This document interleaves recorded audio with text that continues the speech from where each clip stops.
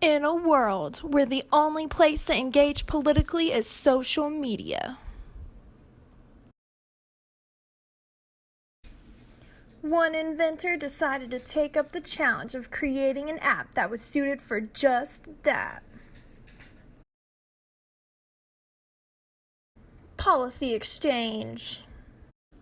An app that lets you politically engage online. Hi, I'm Victoria Nobles, the creator of the app Policy Exchange, the app that lets you engage politically online. And I'm here to tell you what it does. So after seeing war after war on Facebook, keyboard warriors going off on each other, no political things being accomplished, I decided that it was time for a change. Facebook is just not the place for political discourse. So I decided that Policy Exchange should be the next big thing. So let's take a look at the app. Policy Exchange is an app designed much like all the other apps that you know and love to make it easy to use and fun to access. What you're seeing now is the front screen with the header and icon, and here in this blank white space, once the app goes live, you'll be able to see policies proposed by all of your fellow users. Here, you're looking at the menu list for Policy Exchange. On this menu, you can look at particular apps that you might like, research general info. I wanted it to be real personable, so you can change the color scheme, icon, and background image. You can select a particular menu style that works best for you, change your screen actions, everything that you might need. Here, I've selected my personal favorite menu that Policy Exchange has to offer. Here, if you ask me, you got your hub. You can access all these neat things that I'll go into greater detail about later. Alright, now I'm just going to talk you through a couple of awesome features that Policy Exchange has to offer. This first one, I like to call Opinions in Your Area. If you go to this widget on your app, you'll be able to look at a map and select where you are and find out about political opinions that are resurgent in your area, learn if you're in a liberal area, a conservative area, a bipartisan area. It's pretty neat stuff. You can even decide if you want to know how people would feel about a particular policy in that area. It gives you a lot of options, really.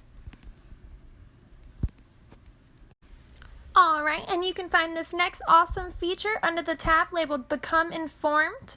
Here, you're able to follow all of the people in your area who you really enjoy learning from and hearing about their political opinions from. And you can follow them and see exactly what they're posting all the time in order to keep you best informed about what's going on in your area.